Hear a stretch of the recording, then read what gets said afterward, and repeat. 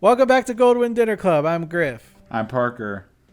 And we are continuing Super Metroid. Super.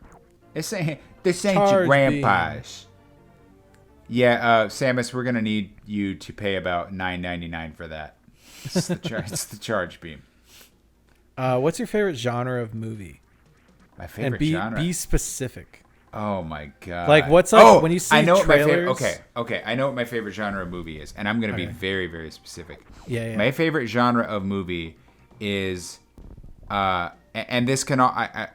I want to be clear. It's not just giant robots. It can also be cars or a plane, like or any kind of machine. Hold on, any kind of machine. So that's why I'm saying a mecha, rival mech pilots, who in the end of the movie have to fight each other and then ideally at the very end get out of their mechs and beat each other to death. How many are there like that? Very few, and they're all my favorite. List a few. Off the top of my, I know there are others, but off the top of my head, Porco Rosso is the best example, where they're like in their planes and they're in a dogfight, and in the end their planes are just downed and they're just in the water beating the crap out of each other over nothing.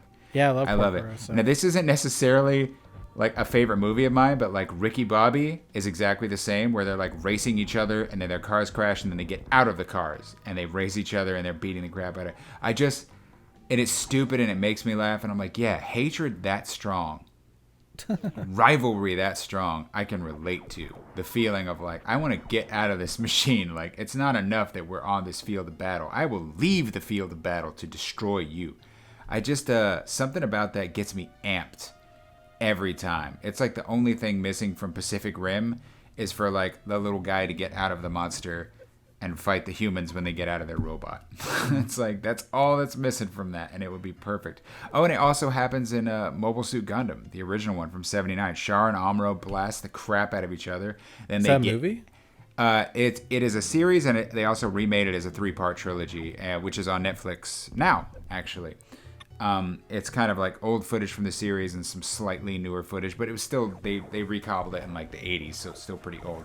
But at the very end, Char and Amuro get out of their mechs and they beat the crap out of each other until, one of them wins or loses. I don't know. It's just my favorite. That is my favorite genre of movie.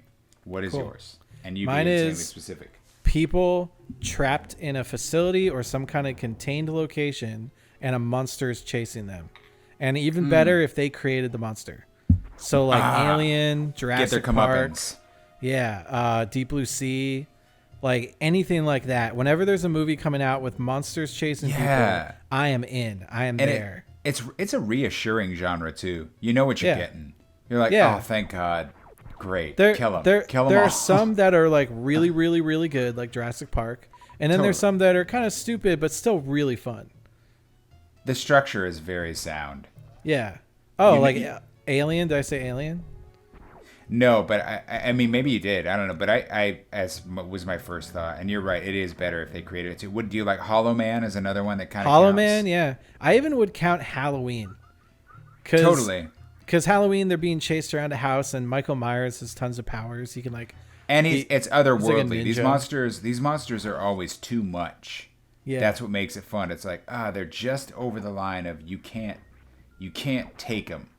Yeah, you know what I mean. Yeah, that you have to run away. Yeah. Like maybe there'll be a scene at the end where they find a way to fight back against it, but like for most of the movie, it's hunting them.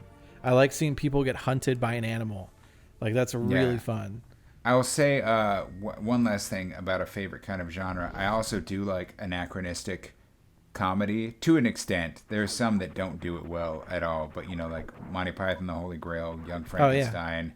And then, God, what was that last one I was thinking of? There's another one where it's like, I don't know. I just dig it where it's like they don't really care if they're...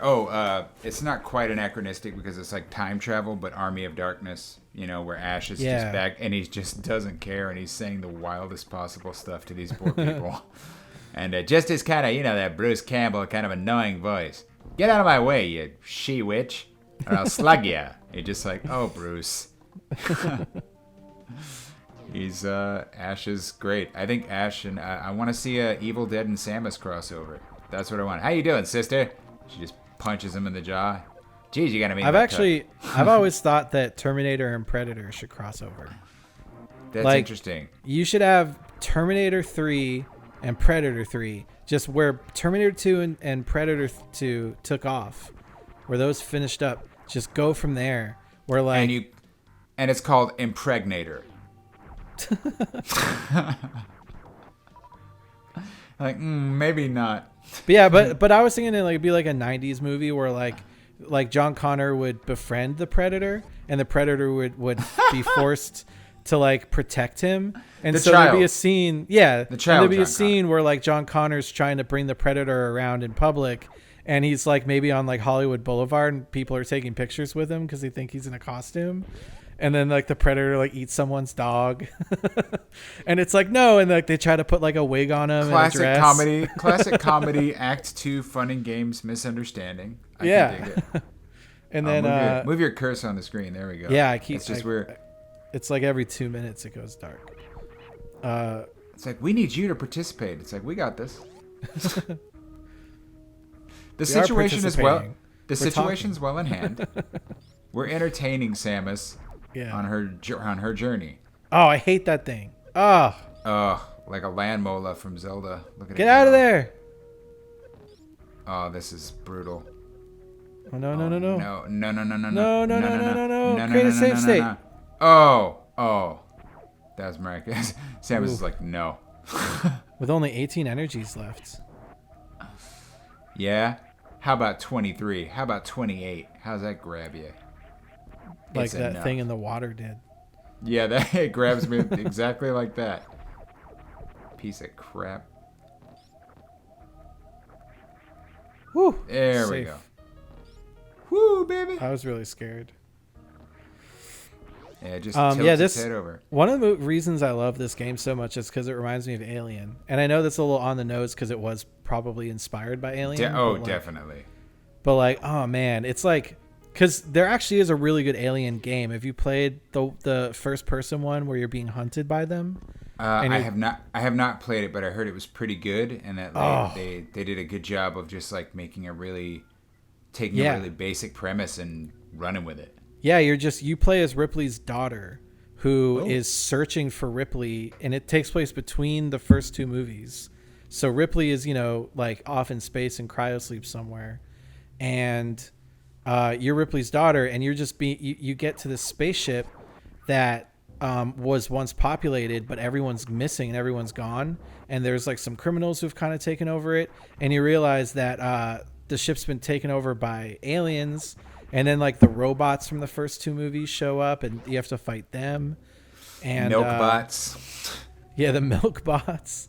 That game, I forget what it's called. It's not called Ridley Alien. Scott loves a milky bot.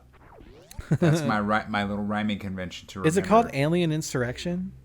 Isolation, I think. Isolation. Such a good game. I highly recommend it. It is so scary.